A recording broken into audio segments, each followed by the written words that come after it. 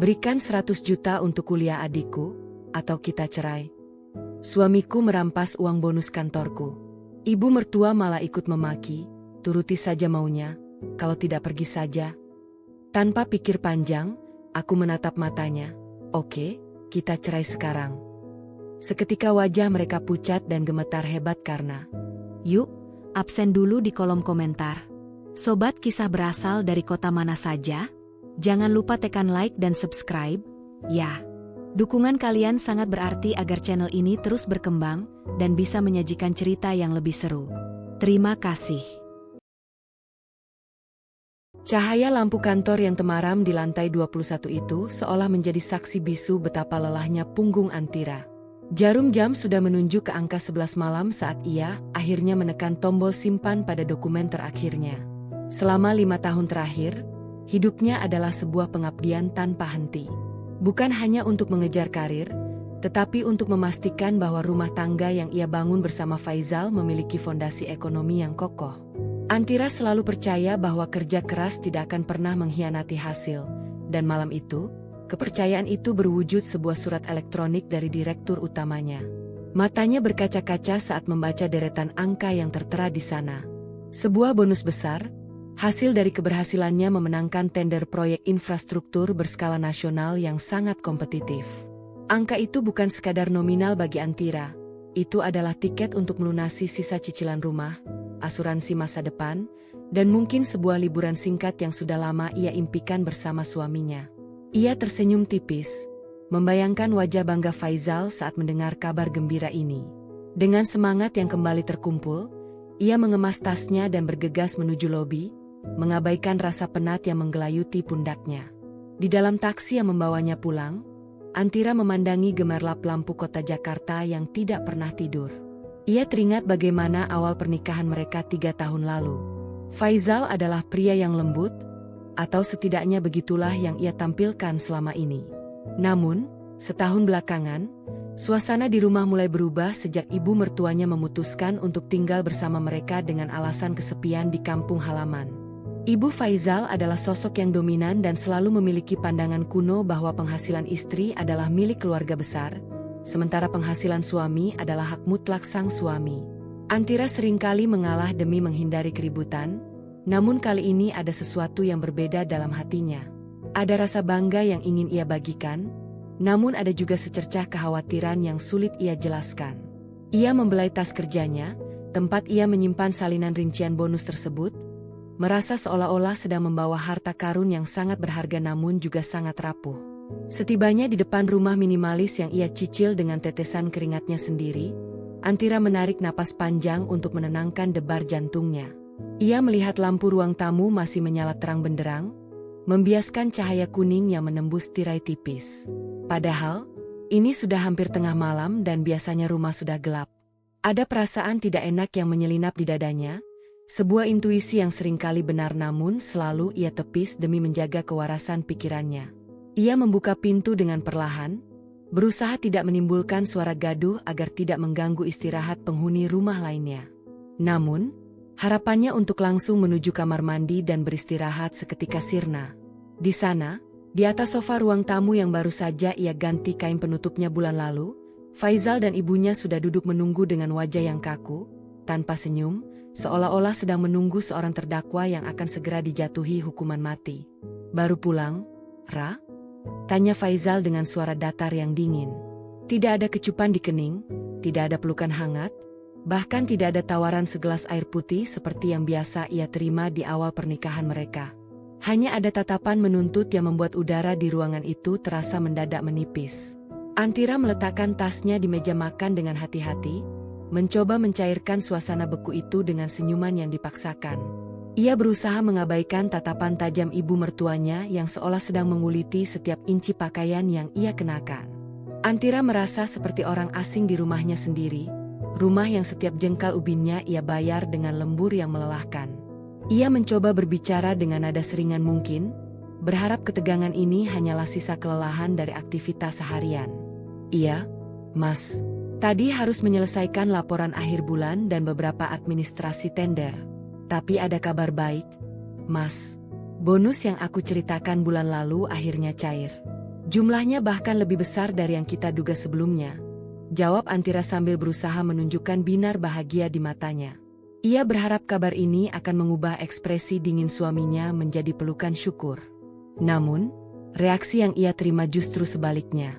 Ibu mertuanya, yang sedari tadi terdiam dengan tangan bersedekap, tiba-tiba menegakkan duduknya dengan gerakan yang sangat tangkas untuk wanita seusianya. Matanya berbinar dengan cara yang mengerikan, sebuah kilatan predator yang melihat mangsanya baru saja membawa pulang tangkapan besar. Nah, itu dia yang kami tunggu-tunggu sejak sore tadi, Rah. Faizal sudah menceritakan soal bonus itu sejak minggu lalu. Kebetulan sekali, saat ini keluarga sedang dalam kondisi mendesak. Adik iparmu, si Danu, baru saja diterima di sebuah universitas swasta ternama di Jakarta. Kamu tahu sendiri kan bagaimana mahalnya biaya masuk di sana? Belum lagi biaya gedung dan semesterannya yang selangit. Kami sudah berunding, dan sebagai kakak yang sudah mapan dan sukses, tentu kamu tidak akan keberatan untuk membiayai seluruh pendidikannya sampai lulus, kan? Ini adalah bentuk bakti kamu kepada keluarga suami, kata ibu mertua dengan nada bicara yang manis namun penuh penekanan yang memaksa. Ia tidak meminta pendapat, ia memberikan instruksi. Antira tertegun, lidahnya mendadak keluh dan tenggorokannya terasa sangat kering. Ia bahkan belum sempat duduk, belum sempat melepas sepatu hak tingginya yang mulai menyiksa kakinya, namun tuntutan finansial yang luar biasa besar sudah dilemparkan ke wajahnya tanpa basa-basi sedikit pun. Ia memandang Faizal, mencari perlindungan atau setidaknya sebuah ruang untuk berdiskusi sebagai pasangan suami istri. Namun, Faizal justru membuang muka sejenak sebelum akhirnya menatap Antira dengan pandangan yang sangat asing. Ia tidak melihat dukungan di sana, yang ia lihat hanyalah keserakahan yang dibungkus dengan alasan tanggung jawab keluarga.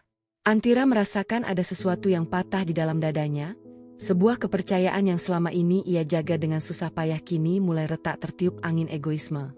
Ibu benar, Rah. Danu itu masa depan keluarga kita juga. Kalau dia sukses dan punya gelar sarjana, kita semua juga yang akan bangga dan terbantu nantinya. Aku sudah menghitung semuanya dengan detail. 80% dari total bonusmu itu sangat cukup untuk menanggung semua biaya kuliahnya dari awal sampai dia wisuda nanti. Sisanya, yang 20%, bisa kamu gunakan untuk keperluan pribadimu atau membeli tas baru yang kamu inginkan. Kamu kan masih punya gaji bulanan yang besar, jadi menurutku itu sudah lebih dari cukup untuk keperluan rumah tangga kita. Jangan sampai orang lain menganggap kita kakak yang pelit pada adiknya sendiri, kata Faizal dengan nada yang seolah-olah sedang memberikan perintah mutlak yang tidak boleh diganggu-gugat sama sekali. Dada Antira terasa sesak seperti dihimpit batu besar yang sangat berat. 80%? Itu berarti hampir seluruh hasil jeripayahnya, hasil dari tidur yang hanya 4 jam sehari, hasil dari menahan rindu pada keluarga di kampung, dan hasil dari tekanan mental di kantor akan lenyap begitu saja untuk membiayai adik iparnya yang selama ini dikenal malas dan hanya suka berfoya-foya. Ia mencoba tetap tenang, mengatur napasnya agar suaranya tidak pecah saat berbicara. Mas, Ibu, aku sangat paham kalau kita ingin membantu Danu. Tapi 80% itu angka yang sangat tidak masuk akal. Kita masih punya cicilan rumah yang harus diselesaikan agar bunganya tidak membengkak. Dan aku sudah berencana menggunakan sebagian besar uang itu untuk dana darurat kita. Kita tidak pernah tahu apa yang akan terjadi di masa depan, Mas. Kita harus punya simpanan yang kuat. Wajah Faizal seketika berubah menjadi merah padam, rahangnya mengeras menunjukkan amarah yang meluap. Ia berdiri dari sofanya dan mendekat ke arah Antira dengan langkah yang mengancam. Dana darurat apa lagi? Untuk apa kamu terlalu khawatir soal itu? Aku ini suamimu, Rah. Akulah kepala keluarga di sini dan aku yang berhak mengatur kemana arah uang dalam rumah tangga ini mengalir. Kenapa sekarang kamu jadi sangat perhitungan dan pelit sekali dengan keluarga sendiri? Apa karena sekarang jabatanmu sudah lebih tinggi dariku? Apa karena gajimu lebih besar sehingga kamu merasa punya hak untuk membantah perintahku dan merendahkan ibuku? Ingat, Ra, uang bisa dicari, tapi keriduan suami dan ibu itu tidak ada harganya. Antira terpaku di tempatnya berdiri, air mata yang sejak tadi ia tahan kini mulai menggenang di pelupuk matanya. Ia tidak menyangka bahwa kejujurannya tentang bonus kerja kerasnya akan berujung pada tuduhan bahwa ia merendahkan martabat suaminya. Kalimat Faizal sangat menusuk hati.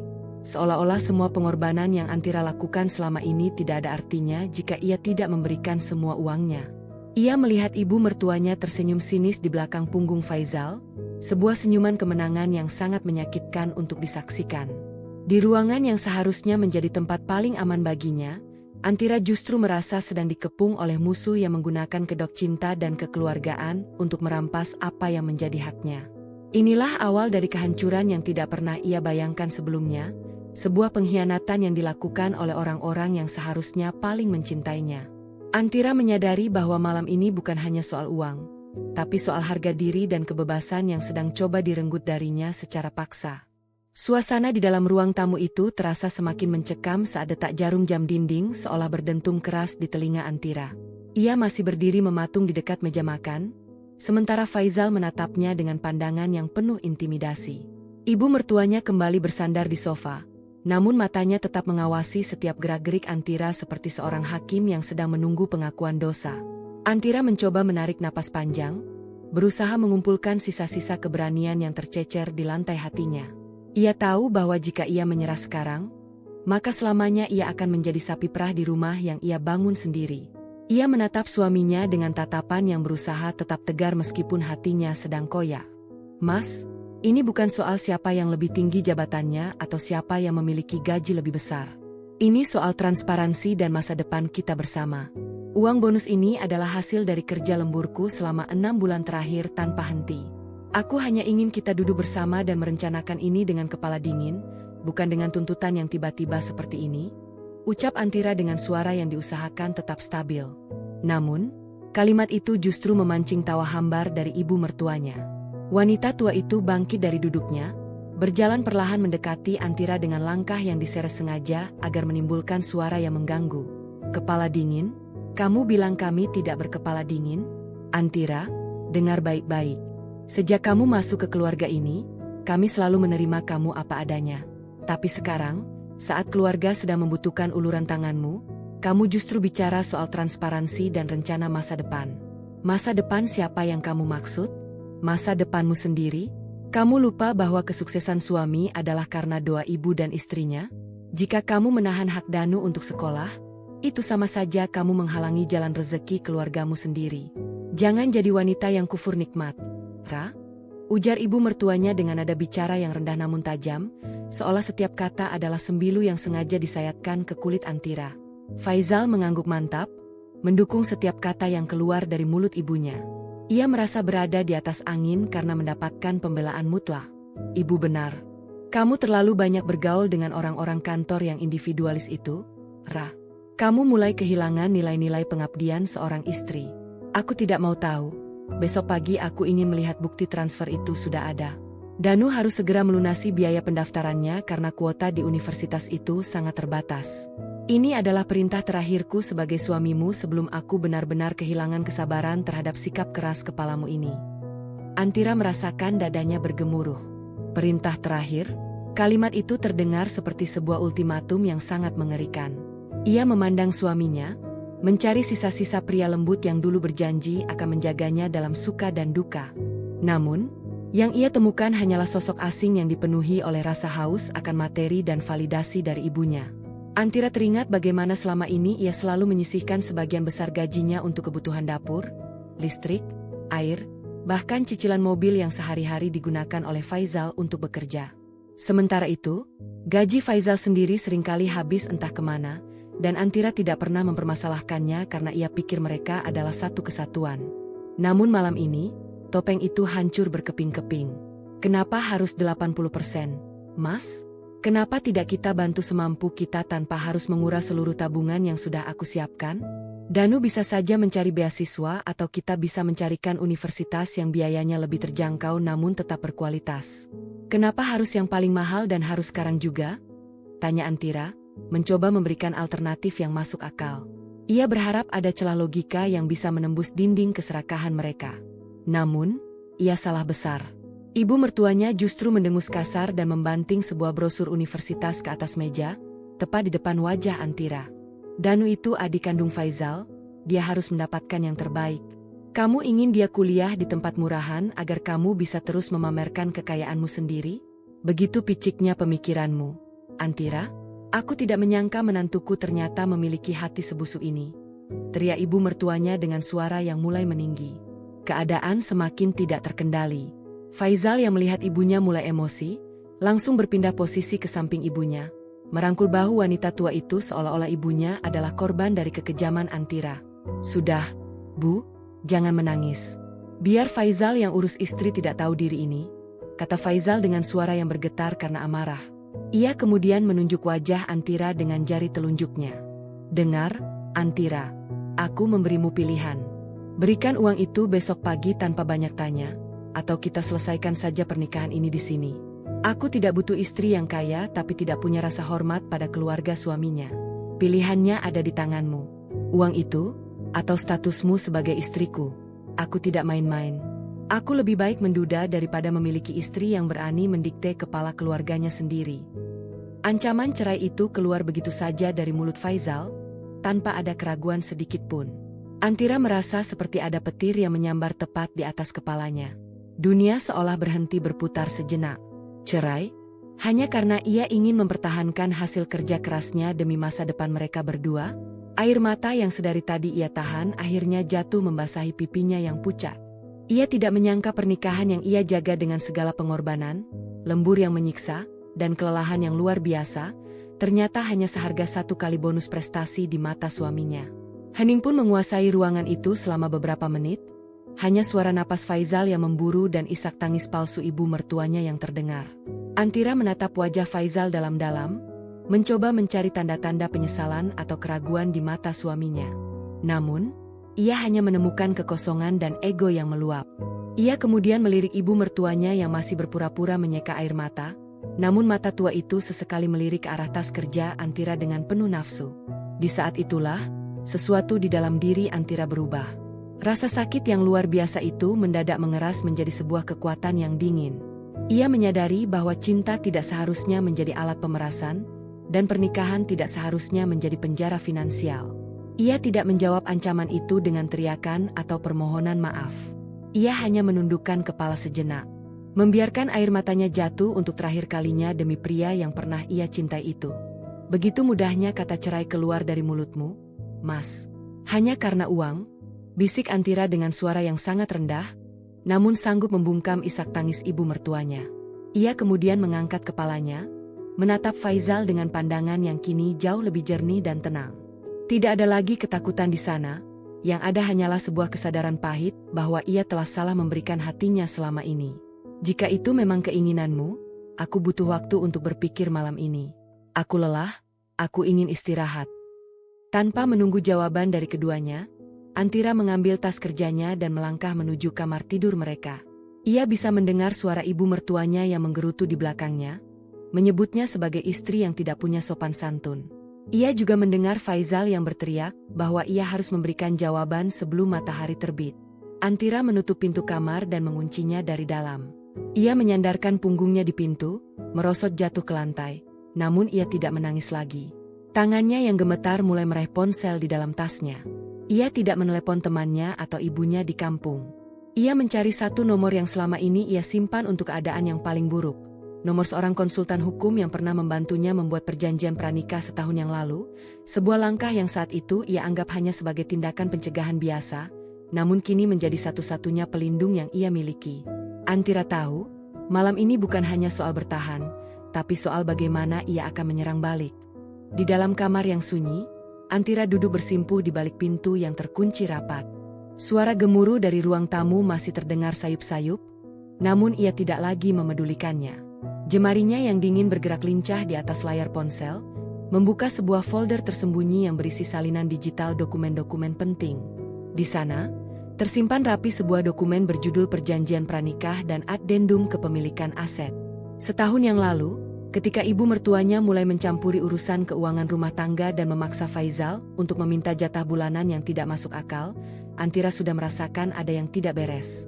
Ia yang terbiasa bekerja di dunia korporat yang penuh intrik paham betul bahwa perlindungan terbaik adalah legalitas yang kuat. Saat itu, ia membujuk Faizal untuk menandatangani dokumen tersebut dengan dalih mempermudah urusan perpajakan dan syarat kenaikan jabatannya. Faizal, yang saat itu sedang malas membaca detail hukum yang rumit, Hanya membubuhkan tanda tangan tanpa tahu bahwa ia baru saja menyerahkan semua hak atas harta bawaan dan hasil kerja keras Antira sepenuhnya kembali ke tangan istrinya jika terjadi sengketa. Antira menghapus sisa air mata di pipinya dengan kasar. Ia tidak boleh lemah sekarang. Ia segera mengirimkan pesan singkat kepada pengacaranya, memohon untuk bersiap jika esok pagi badai yang sesungguhnya benar-benar pecah. Setelah itu, ia mulai melangkah menuju lemari besar di sudut kamar. Dengan gerakan yang sangat tenang namun pasti, ia mengeluarkan sebuah koper besar dari bagian paling bawah. Ia mulai memilah pakaian, bukan pakaian yang sering ia gunakan di rumah, melainkan dokumen-dokumen asli, perhiasan peninggalan ibunya, dan paspor. Setiap barang yang ia masukkan ke dalam koper adalah kepingan hidupnya yang tidak boleh jatuh ke tangan orang-orang serakah di luar sana. Ia melakukan semuanya dalam kesunyian, memastikan tidak ada suara gesekan lemari atau resleting yang terdengar sampai ke ruang tamu. Sambil berkemas, telinga Antira menangkap suara bisik-bisik dari balik pintu. Rupanya, Faizal dan ibunya kini berpindah ke ruang makan yang letaknya hanya berbatasan dinding dengan kamarnya. Mereka mengira Antira sudah terlelap atau sedang menangis sesenggukan meratapi nasibnya. Ibu yakin dia akan memberikan uang itu besok? Suara Faizal terdengar penuh keraguan namun syarat dengan ambisi.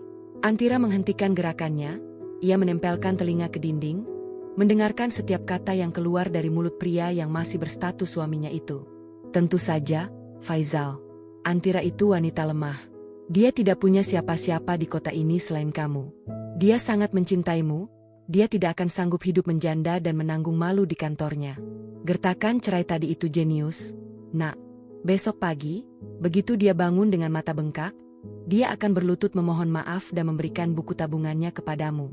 Dan ingat, begitu uang itu cair, segera bayar utang-utang kita ke Pak Haji di kampung. Jangan sampai dia datang menagih ke sini dan merusak nama baik kita. Masalah kuliah Danu itu urusan nanti, yang penting utangmu tertutup dulu, jawab ibu mertua dengan nada yang sangat licik, jauh dari kesan wanita tua yang religius seperti yang sering ia tampilkan di depan para tetangga. Darah Antira seolah mendidih mendengar pengakuan itu. Jadi, semua drama tentang biaya kuliah Danu hanyalah kedok untuk menutupi utang-utang gelap suaminya sendiri. Selama ini ia menyangka Faizal adalah pria yang jujur meski kurang ambisius dalam bekerja, namun kenyataannya jauh lebih menjijikkan. Faizal memiliki utang yang besar, dan ibunya adalah otak di balik skenario pemerasan ini. Antira mengepalkan tangannya kuat-kuat hingga kukunya memutih. Rasa sakit hatinya kini berganti menjadi amarah yang dingin dan terkendali. Ia menyadari bahwa ia tidak hanya berhadapan dengan suami yang egois, tapi dengan sindikat keluarga yang ingin menghisap sumsum kehidupannya sampai habis. Antira kembali ke ponselnya, ia teringat sesuatu. Beberapa hari lalu, ia sempat melihat ibu mertuanya berbicara dengan nada panik di telepon saat berada di dapur. Ia diam-diam mengaktifkan fitur perekam suara otomatis di tablet yang sering ia letakkan di ruang tengah untuk memantau asisten rumah tangga yang baru saja berhenti bekerja.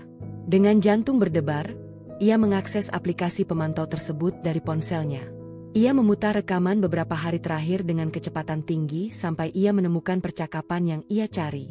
Suara ibu mertuanya terdengar sangat jelas di sana, berbicara dengan seseorang bernama Bang Jago.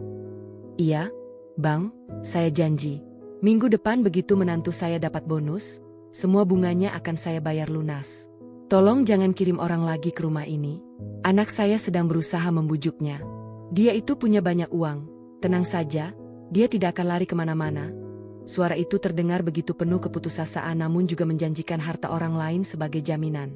Antira memejamkan mata, merasakan mual yang hebat di perutnya. Ia menyimpan rekaman itu sebagai senjata pamungkasnya. Ia tidak menyangka bahwa kebaikan hatinya selama ini dianggap sebagai jaminan utang oleh ibu mertuanya sendiri. Malam semakin larut, namun mata Antira tetap terjaga. Ia duduk di tepi tempat tidur, memandangi koper yang sudah terisi penuh. Di atas meja rias, ia melihat foto pernikahannya dengan Faizal. Di foto itu, mereka tampak sangat bahagia. Namun kini Antira hanya melihat dua orang asing yang dipaksa bersatu oleh keadaan. Ia mengambil foto itu, mengeluarkan kertasnya dari bingkai, dan merobeknya menjadi potongan-potongan kecil tanpa ekspresi sedikit pun. Tidak ada gunanya meratapi masa lalu yang ternyata dibangun di atas fondasi kebohongan. Ia harus fokus pada apa yang akan terjadi beberapa jam lagi. Ia mulai menyusun rencana dalam kepalanya. Puncak konflik ini harus ia selesaikan sebelum matahari mencapai titik tertinggi. Ia harus memastikan bahwa ketika ia melangkah keluar dari rumah ini, ia tidak membawa beban sepeser pun dan tidak meninggalkan celah bagi mereka untuk mengejarnya. Ia juga teringat akan tawaran dari kantor cabangnya di Singapura yang sempat ia tunda jawabannya minggu lalu. Tawaran itu kini terasa seperti cahaya di ujung terowongan yang gelap. Ia segera mengetik pesan balasan kepada atasannya, menyatakan kesediaannya untuk pindah mulai bulan depan dengan syarat proses administrasinya dipercepat. Sebelum memejamkan mata untuk beristirahat selama 2 jam, Antira mengeluarkan secari kertas dan pulpen. Ia menuliskan beberapa poin penting yang akan ia sampaikan esok pagi. Ia ingin memastikan setiap kata yang keluar dari mulutnya adalah peluru yang tepat sasaran. Tidak ada lagi ruang untuk negosiasi, tidak ada lagi ruang untuk air mata. Baginya, pernikahan ini sudah mati saat Faizal membanting pintu egonya demi uang yang bukan haknya. Antira merebahkan tubuhnya di atas selimut, menatap langit-langit kamar dengan perasaan yang anehnya sangat tenang.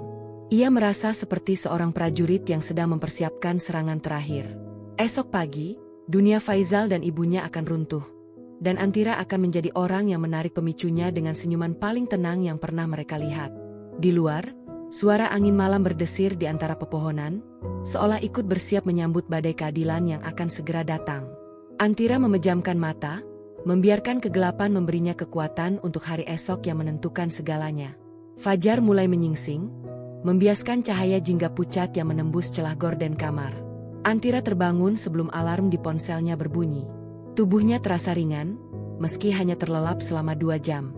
Ia segera menuju kamar mandi, membasuh wajahnya dengan air dingin yang menyegarkan, seolah ingin meluruhkan sisa-sisa kesedihan yang masih menempel di pori-pori kulitnya. Sambil menatap cermin, ia memoleskan lipstik merah yang tegas, warna yang jarang ia gunakan namun kini menjadi simbol keberaniannya. Ia mengenakan kemeja putih yang rapi dan celana bahan berwarna hitam, gaya profesional yang selalu membuatnya merasa memegang kendali atas hidupnya sendiri. Ia melangkah keluar kamar dengan tenang. Aroma kopi yang biasanya menenangkan kini tercium seperti racun yang menyengat. Di ruang makan, Faizal dan ibunya sudah duduk dengan posisi yang sama seperti semalam, seolah mereka tidak pernah beranjak dari sana. Di atas meja kayu itu, sebuah map biru tua sudah tergeletak dengan angkuh. Antira tahu persis apa isinya tanpa perlu bertanya. Itu adalah gertakan yang dijanjikan Faizal semalam. Sebuah draft surat cerai yang mungkin mereka dapatkan dari unduhan internet atau bantuan teman lama Faizal yang bekerja sebagai asisten hukum. Sudah bangun, Ra? Baguslah. Ibu sudah siapkan sarapan. Tapi sebelum itu, mari kita selesaikan urusan semalam. Mas sudah tidak sabar ingin mengurus administrasi Danu ke kampus, kata Faizal dengan nada suara yang mencoba terdengar ramah namun terselip paksaan yang sangat kentara. Ia mendorong map biru itu ke arah Antira saat Antira menarik kursi untuk duduk. Tidak ada kata selamat pagi, tidak ada pertanyaan apakah istrinya tidur dengan nyenyak. Hanya ada transaksi yang dingin dan kejam. Antira menatap map itu dengan ujung matanya. Ia tidak menyentuhnya, melainkan menuangkan air putih ke gelasnya dan meminumnya perlahan. Sikap tenangnya membuat ibu mertua mulai gelisah. Kenapa diam saja, Ra? Kamu sudah pikirkan, kan? Jangan karena ego yang tinggi, kamu mengorbankan rumah tanggamu. Masmu ini laki-laki baik, dia hanya ingin adiknya sukses. Jika kamu menandatangani cek untuk biaya kuliah Danu sekarang, Masmu akan merobek surat cerai itu di depan matamu. Kita kembali jadi keluarga yang harmonis. Bagaimana?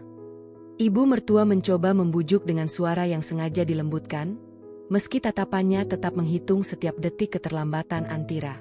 Antira meletakkan gelasnya dengan denting pelan yang terdengar nyaring di tengah kesunyian. Sebelum aku menjawab, aku ingin memastikan satu hal, Mas. Apakah Danu benar-benar sudah mendaftar? Aku butuh nomor pendaftarannya untuk mengecek rincian tagihan secara langsung ke universitasnya. Sebagai orang yang membiayai, aku rasa itu hak yang sangat wajar, bukan? Pertanyaan itu keluar begitu saja, tenang namun menghujam tepat ke jantung kebohongan mereka. Seketika, wajah Faizal menegang. Ia melirik ibunya dengan cepat, mencari isyarat. Ibu mertua pun tampak kehilangan kata-kata sejenak sebelum akhirnya berdehem keras. Aduh, Antira, kenapa jadi serumit itu? Kami ini keluargamu, masa kamu tidak percaya pada kami?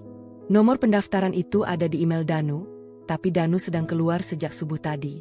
Intinya, uang itu harus ada pagi ini karena tenggat waktunya sangat mepet. Jangan mencari-cari alasan untuk menghindar dari tanggung jawab. Antira tersenyum tipis, sebuah senyuman yang tidak sampai ke mata. Begitukah? Karena setahu aku, universitas yang kamu maksud dalam brosur itu tidak membuka pendaftaran di bulan seperti ini. Aku sudah mengecek situs resminya semalam. Kebohongan yang baru saja ia bongkar membuat suasana ruang makan mendadak membeku. Faizal mulai terlihat panik, tangannya yang berada di bawah meja mulai meremas ujung celananya sendiri. Mungkin kamu salah lihat. Kamu kan sibuk kerja, mana sempat mengecek detail seperti itu dengan benar. Faizal membela diri dengan suara yang mulai meninggi, mencoba menutupi kegugupannya dengan agresi. Jangan banyak bicara lagi, Antira. Tanda tangani saja ceknya, atau tanda tangani surat cerai itu.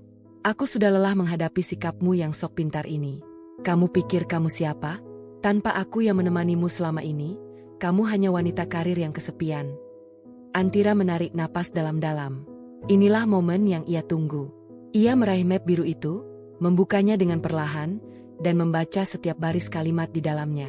Surat cerai itu berisi tuntutan standar, namun di bagian akhir, ada catatan tulisan tangan yang menyatakan bahwa pihak istri setuju memberikan sumbangan kekeluargaan sebagai syarat perpisahan yang damai.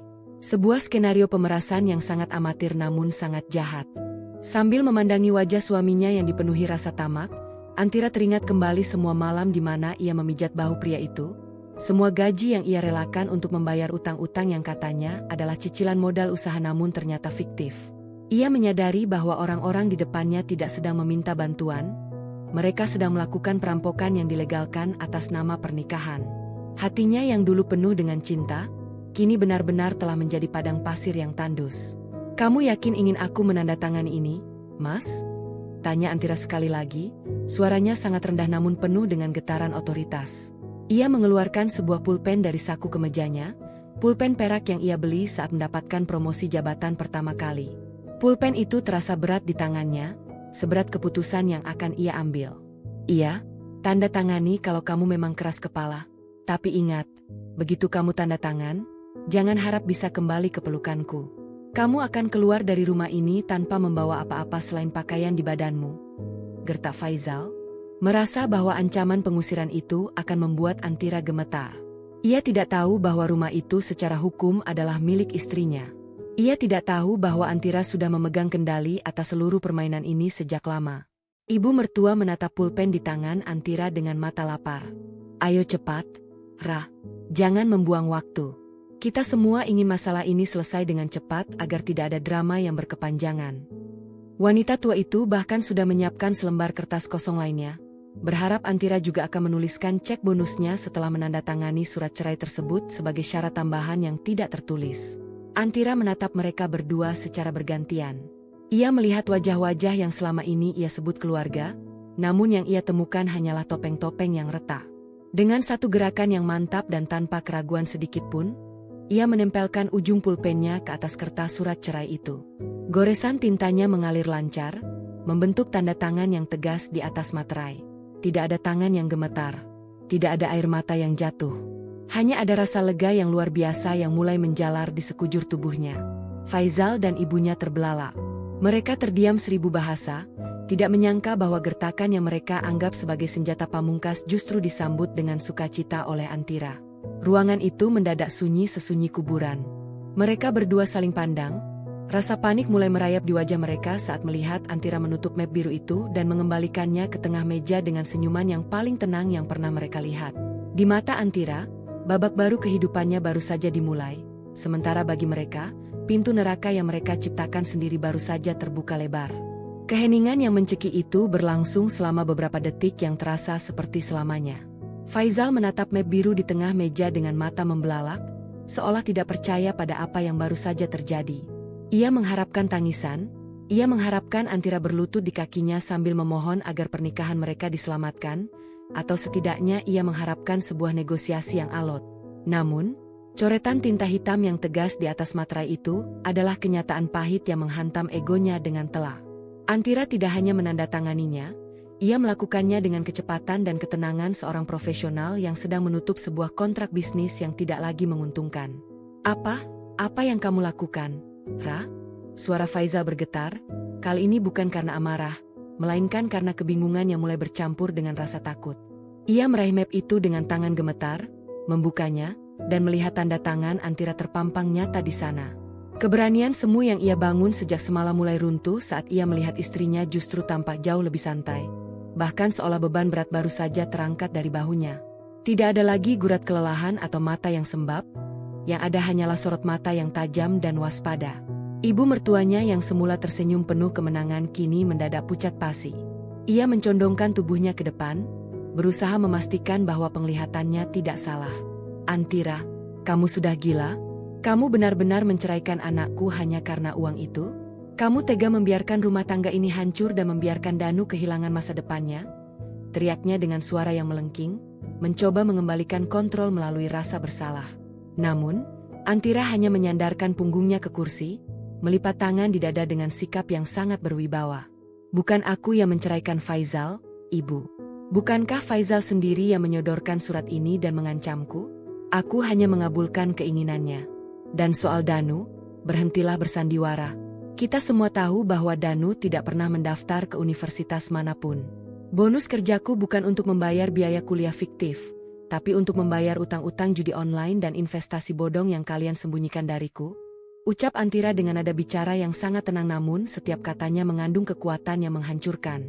Kalimat itu seperti bom yang meledak tepat di tengah ruang makan, membuat Faizal tersedak napasnya sendiri. "Bagaimana kamu, dari mana kamu tahu?" gagap Faizal. Wajahnya yang semula merah padam kini memucat seperti kertas. Rahasia yang ia jaga rapat-rapat bersama ibunya ternyata sudah berada di tangan Antira. Ia merasa seperti seorang pencuri yang tertangkap basah di tengah aksinya. Kepanikan yang sesungguhnya kini mulai merayap di wajah mereka berdua. Mereka baru menyadari bahwa Antira yang mereka anggap sebagai wanita penurut dan mudah dimanipulasi ternyata jauh lebih cerdas dan visioner daripada yang mereka duga. Antira tidak menjawab pertanyaan itu dengan kata-kata. Ia justru meraih ponselnya dan meletakkannya di atas meja, lalu memutar sebuah rekaman suara yang sudah ia siapkan semalam. Suara ibu mertuanya yang sedang meratap di telepon kepada penagih utang terdengar sangat jelas, menjanjikan uang bonus Antira sebagai jaminan pelunasan. Setiap kata dalam rekaman itu adalah bukti pengkhianatan yang tidak terbantahkan. Ibu mertua Antira menutup mulutnya dengan tangan, matanya terbelalak penuh ketakutan sementara Faizal hanya bisa menunduk dalam-dalam, tidak berani menatap wajah istrinya. "Kalian pikir aku bodoh? Kalian pikir aku bekerja lembur siang dan malam hanya untuk menjadi mesin anjungan tunai mandiri bagi kecerobohan kalian? Selama ini aku diam bukan karena aku tidak tahu, tapi karena aku mencoba memberi kalian kesempatan untuk jujur. Namun, ancaman cerai semalam adalah batas terakhir kesabaranku. Kalian tidak mencintaiku, kalian hanya mencintai apa yang bisa kalian ambil dari saku celanaku," lanjut Antira. Ia kemudian mengeluarkan sebuah map lain dari bawah meja, map berwarna merah yang tampak jauh lebih tebal dan resmi daripada map yang diberikan Faizal. "Sekarang, mari kita bicara soal hukum yang sesungguhnya," kata Antira sambil membuka map merah tersebut. "Kalian mungkin lupa, atau mungkin terlalu malas untuk membaca apa yang kalian tanda tangani setahun yang lalu. Ini adalah perjanjian pranikah kita, lengkap dengan addendum yang kita sepakati saat aku melunasi utang usahamu yang pertama. Di dalam dokumen ini, tertulis dengan sangat jelas bahwa semua aset yang dibeli dengan penghasilanku, termasuk rumah ini, mobil, dan semua tabungan atas namaku, adalah harta bawaan yang tidak bisa dibagi jika terjadi perceraian karena kesalahan pihak suami atau adanya pemerasan finansial." Wajah Faizal berubah dari pucat menjadi biru.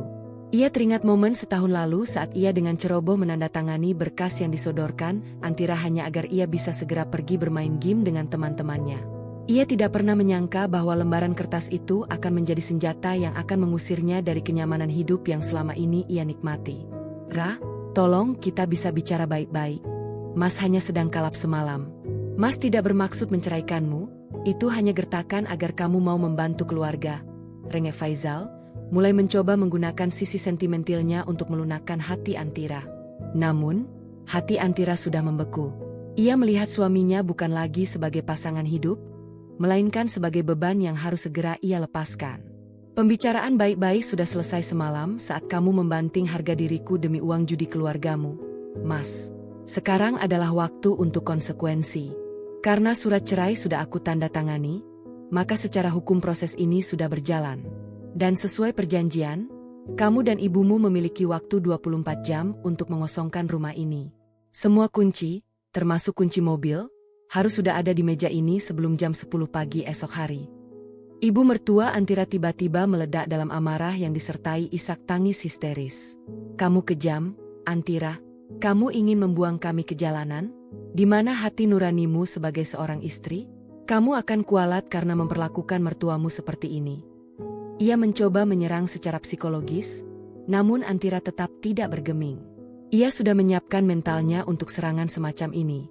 Ia tahu bahwa orang-orang seperti mereka akan selalu memposisikan diri sebagai korban saat kejahatannya terungkap. Hati nuraniku sudah habis terbakar bersama lembur-lemburku yang kalian sia-siakan. Bu, jika ibu bicara soal kualat, tanyakan pada diri sendiri. Apa hukumnya menipu menantu sendiri demi menutupi utang dosa? Aku sudah menyiapkan koper kalian di depan kamar. Silakan mulai berkemas.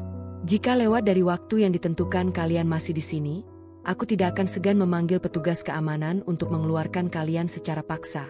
Aku sudah berkoordinasi dengan pengacaraku dan pihak berwajib jika ada tindakan intimidasi lebih lanjut.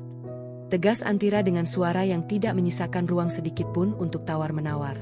Antira berdiri dari kursinya, merasa lebih berdaya daripada sebelumnya. Ia meninggalkan ruang makan tanpa menoleh sedikitpun ke arah Faizal yang mulai menangis meraung-raung atau ibu mertuanya yang terus merapalkan sumpah serapah. Ia masuk ke kamar, mengunci pintu, dan menghela napas panjang. Di dalam sana, kopernya sendiri sudah siap. Ia tidak akan tinggal di sini untuk melihat drama pengusiran itu esok pagi. Ia sudah memesan hotel untuk malam ini dan penerbangan ke Singapura sudah terkonfirmasi. Bagi Antira, kemenangan sejati bukanlah melihat mereka menderita, tapi berhasil menyelamatkan dirinya sendiri dari kehancuran yang mereka siapkan. Ia menatap keluar jendela, melihat matahari yang mulai meninggi, menyadari bahwa hidupnya yang baru-baru saja dimulai dengan kemandirian yang mutlak. Udara di dalam rumah itu kini terasa asing, seperti oksigen yang telah terkontaminasi oleh kebohongan yang bertahun-tahun mengendap. Antira berdiri di tengah kamar tidurnya, menatap sekeliling ruangan yang dahulu ia anggap sebagai pelabuhan terakhir. Namun, setiap sudut ruangan ini kini hanya mengingatkannya pada pengkhianatan. Ia mendengar suara gaduh dari luar pintu. Suara barang-barang yang dilempar, isak tangis yang sengaja dikeraskan, dan sumpah serapah yang terus mengalir dari mulut ibu mertuanya. Puncak konflik yang ia bayangkan akan terjadi dengan penuh air mata, ternyata justru terasa sangat dingin dan penuh perhitungan. Ia tidak merasa sedih, ia hanya merasa kosong, seolah semua rasa cintanya telah menguap bersama tinta yang mengering di atas surat cerai tadi. Antira melangkah menuju meja rias, mengambil sebuah kotak kecil berisi perhiasan pemberian ibunya. Ia tidak akan meninggalkan satupun kenangan berharga di rumah ini. Tiba-tiba, pintu kamarnya digedor dengan kasar. Faizal berteriak dari luar, suaranya parau dan penuh keputusasaan yang dipaksakan. Antira, buka pintunya, kita belum selesai bicara. Kamu tidak bisa mengusir kami begitu saja. Aku suamimu, aku punya hak atas rumah ini. Teriakannya terdengar seperti raungan binatang yang terjepit, bukan lagi seperti suara pria yang dahulu dipujanya. Antira tetap diam, ia terus memasukkan barang-barangnya ke dalam tas ransel kecil, mengabaikan setiap gedoran yang membuat daun pintu itu bergetar.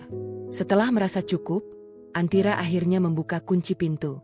Ia berdiri tepat di hadapan Faizal yang wajahnya sudah sembab dan berantakan. Di belakangnya, ibu mertua berdiri dengan tatapan benci yang tidak lagi disembunyikan. Sudah selesai pertunjukannya, Mas? Tanya Antira dengan suara yang begitu tenang hingga membuat Faizal terdiam seketika. Kamu bicara soal hak? Mari kita bicara soal kewajiban yang tidak pernah kamu penuhi. Kamu bicara soal rumah ini? Rumah ini dibeli atas namaku, dengan uang mukaku, dan cicilan yang 100% berasal dari rekeningku. Perjanjian pranikah yang kamu tanda tangani dengan sukarela itu adalah bukti hukum yang sah. Jika kamu merasa punya hak, silakan bawa ke pengadilan. Tapi sampai saat itu tiba, kamu adalah orang asing yang menumpang di sini. Ibu mertua maju selangkah, jarinya menunjuk tepat di depan hidung Antira. Dasar wanita ular. Kamu menjebak anakku. Kamu sengaja menyiapkan ini semua agar kamu bisa bersenang-senang dengan bonus besarmu itu tanpa kami. Kan? Kamu istri yang durhaka, Antira. Kamu akan mendapatkan balasan dari Tuhan karena menendang ibu yang sudah tua ini keluar dari rumah. Suaranya melengking tinggi, memecah kesunyian rumah. Namun, Antira tidak gentar sedikit pun. Ia menatap mata wanita tua itu dengan sorot yang tajam, membuat ibu mertua perlahan menurunkan tangannya. Balasan dari Tuhan. Bu, saya rasa Tuhan sedang memberikan balasannya kepada kalian melalui tangan saya, jawab Antira pedas. Saya sudah tahu semuanya. Saya tahu tentang utang judi online Faizal yang jumlahnya mencapai 500 juta rupiah. Saya tahu ibu yang meminjam uang ke rentenir di kampung dengan menjaminkan nama keluarga besar. Dan saya tahu bahwa alasan biaya kuliah Danu itu hanyalah fiktif karena Danu sendiri bahkan tidak pernah ikut ujian masuk universitas tahun ini. Siapa yang sebenarnya jahat di sini? Siapa yang sebenarnya berkhianat? Mendengar fakta itu disebut secara gamblang, ibu mertua langsung jatuh terduduk di lantai. Pura-pura pingsan atau mungkin memang lemas karena rahasia paling busuknya terbongkar. Faizal mencoba menolong ibunya, namun matanya tetap tertuju pada Antira dengan sorot memohon. Ra, tolong aku hilaf. Aku terjebak investasi bodong itu karena ingin cepat kaya agar bisa membanggakanmu. Aku tidak bermaksud memerasmu. Tolong berikan aku satu kesempatan lagi. Kita bisa mulai dari awal. Jangan ceraikan aku mohon. Antira tersenyum getir, sebuah tawa hambar yang menyakitkan. Kesempatan untuk apa, Mas? Untuk kamu berbohong lagi? Untuk kamu memeras keringatku lagi? Tidak. Tanda tangan di surat cerai itu adalah titik terakhir. Kamu sendiri yang menyodorkannya sebagai ancaman, dan aku hanya membantumu mewujudkannya. Jangan pernah berpikir aku akan lari mengejarmu. Justru mulai detik ini, aku yang akan berlari menjauh darimu. Antira melangkah melewati mereka berdua, membawa kopernya menuju pintu depan. Faizal mengejarnya, menarik ujung lengan kemeja Antira dengan kasar. Kamu tidak bisa pergi begitu saja. Bonus itu, setidaknya berikan sebagian untuk membayar utang mendesak kami. Mereka akan membunuhku. Ra, penagih utang itu akan membunuhku jika aku tidak bayar besok. Kepanikan yang sesungguhnya akhirnya muncul. Faizal tidak takut kehilangan Antira, dia hanya takut kehilangan sumber uangnya. Ia tampak begitu hina di mata Antira, seorang pria dewasa yang merengek meminta uang pada wanita yang baru saja ia buang dengan surat cerai. Antira menyentakkan tangannya hingga pegangan Faizal terlepas. Uang itu adalah milikku. Hasil kerja keras duniaku yang tidak akan pernah kamu mengerti.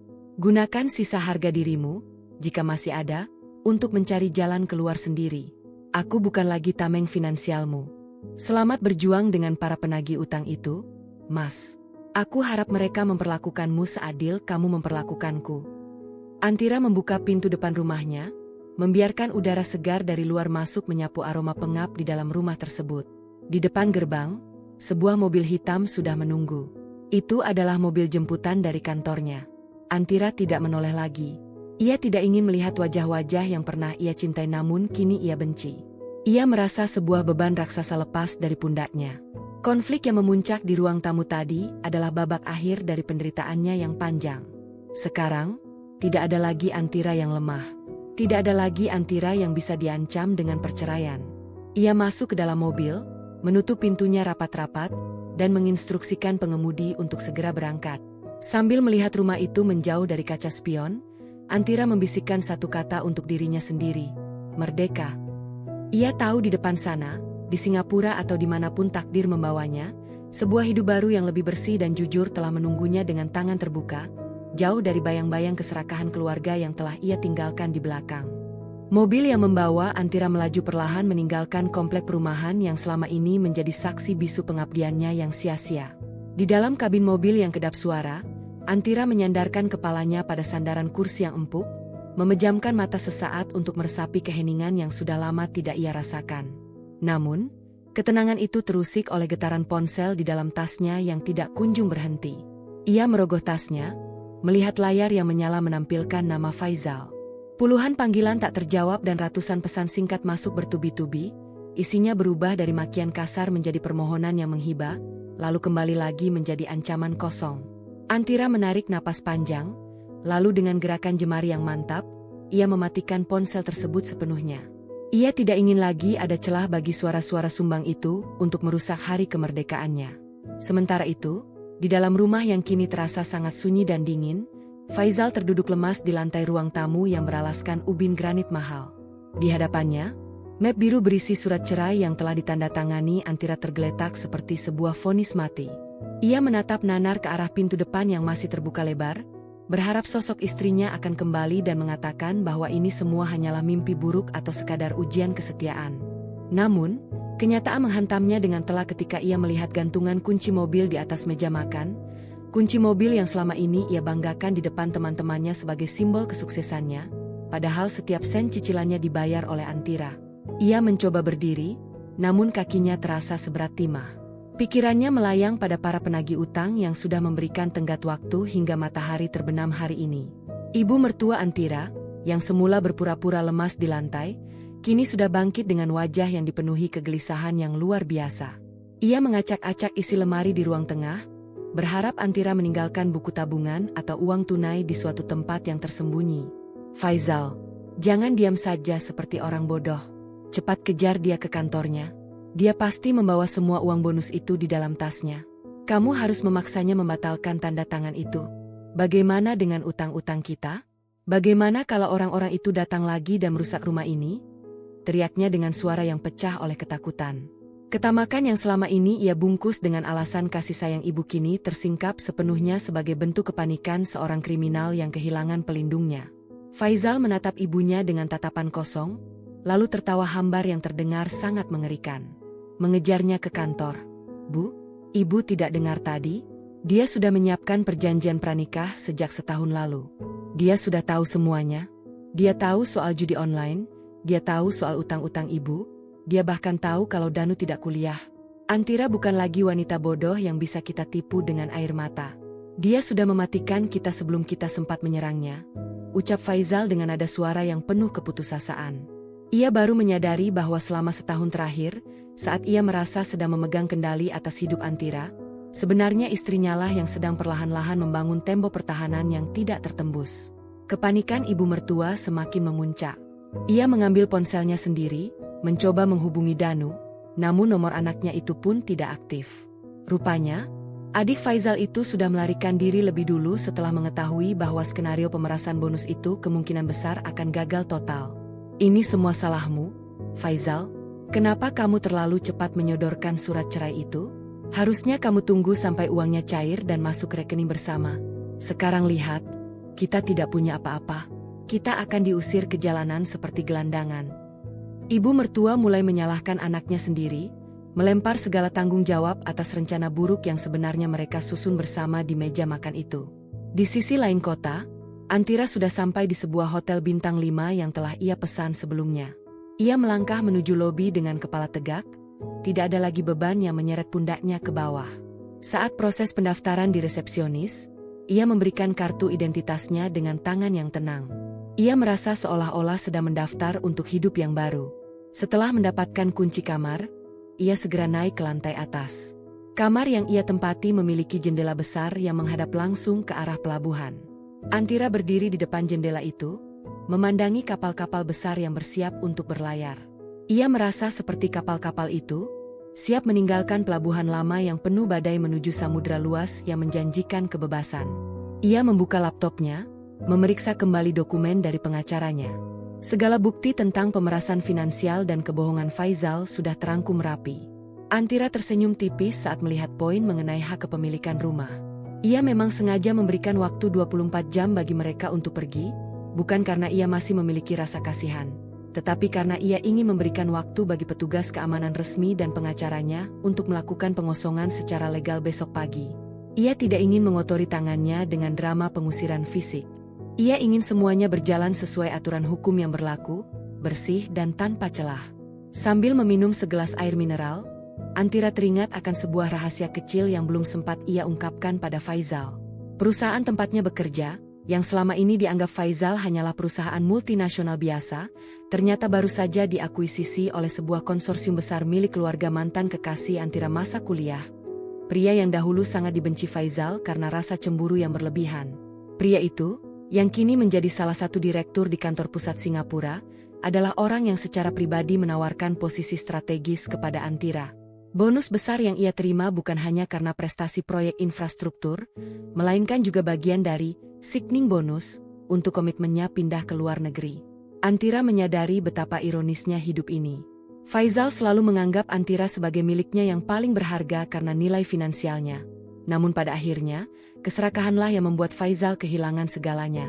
Antira melihat jam tangannya, sudah hampir waktu makan siang.